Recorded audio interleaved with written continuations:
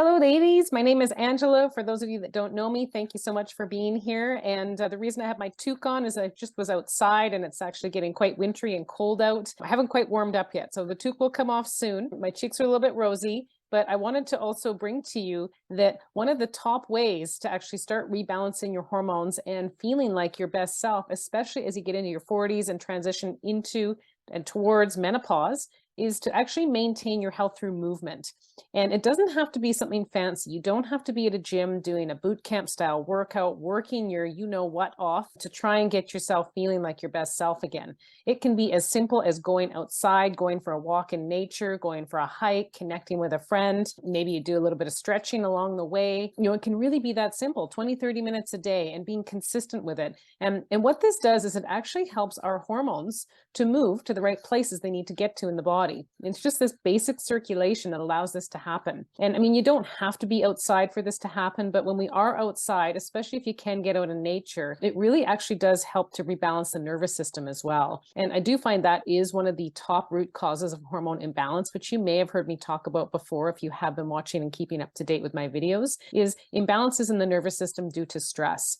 And so when we're under stress, we're producing more cortisol to help us manage this stress. It brings our body into the sympathetic nervous system more so than the parasympathetic nervous system. The sympathetic nervous system signals to the brain that we are under fear, we need to run away, we need to run from that bear that's chasing us. And so our adrenaline is always lifted. And this is, over time, very inflammatory to the body, and it does influence our hormones in a negative way. It doesn't allow them to be processed and utilized and shuttled and moved to the right places in our body. Exercise can do that. Exercise is not going to trump and overpower the stress. If it's really high, it's constant, it's there all the time, but it certainly can buffer it, and it can help with that hormone transport, which typically is one of the root causes of why women do have hormone symptoms as they get into their 40s and they're transitioning into and towards menopause. It isn't the fact that the hormone levels are lowering, because not every female goes through a miserable transition into menopause. Some women actually transition through it quite nicely.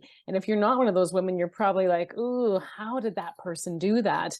But probably what they have noticed is that they're not under stress on an everyday basis. If they are, they're managing it well. They're doing some of the basics with getting out and moving their body, being out in nature. Nature will bring us into more of that parasympathetic nervous system, which is that state of relaxation in our nervous system versus running from the bear, being in fight or flight. So these are two things. They're very connected. Getting out in nature, getting some movement in our body helps to circulate, process, and move hormones to where they need to get to, regardless of if your hormone levels are lowering on that transition towards and into menopause. This is not the issue. The issue typically is that the hormones aren't getting processed properly because other systems of our body are so out of balance. And a lot of it has to do with stress, cortisol. There's other things that can definitely cause these imbalances as well, but I find these are two of the top areas, and definitely one of those things that you can do to really exercise, movement, getting out in nature helps to buffer our stress, which helps to process our hormones properly. So your metabolism can work better. So your brain can work better. You're not feeling foggy and forgetting and not on track with your moods, your motivation for everyday life. These things are the things that happen when our hormones are not getting processed properly. You might feel like you're not energetic. You get out of bed, you've had what you think is a good night's sleep. You've been in bed for 7-8 hours plus. You're still sluggish. You can't get up and get your day going. You need a cup of coffee and then another one. It doesn't have to be this way. And over time, that can become very inflammatory and stress inducing on the body too. So we really want to look at some natural strategies, some easy ways for you to start getting the body back into balance. Those are two things you can do. Get some movement, bonus points if it's outside. It's going to help your hormones to process better.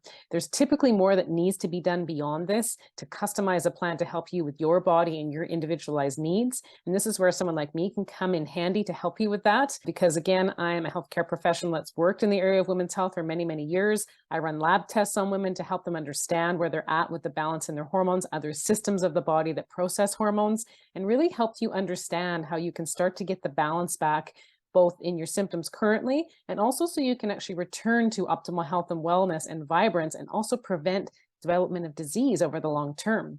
We do know that women, as they get closer to and transition into menopause, are at higher risk for developing blood sugar imbalances, prediabetes, diabetes, cardiometabolic conditions, heart attacks, strokes. There's so many different things that can come up for us if we are out of balance as we go through this transitional time of life. So we want to also be thinking preventatively. So there are things that can be done.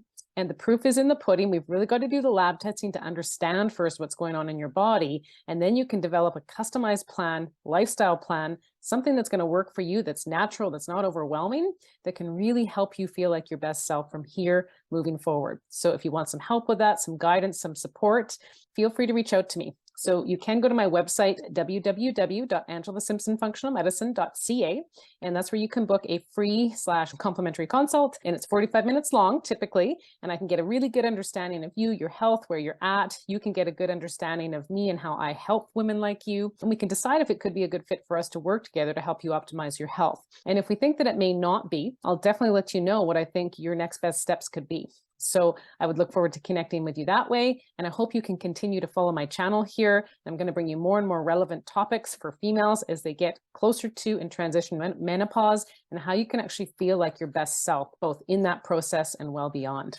So thanks again for watching, and I look forward to seeing you again soon. Bye for now.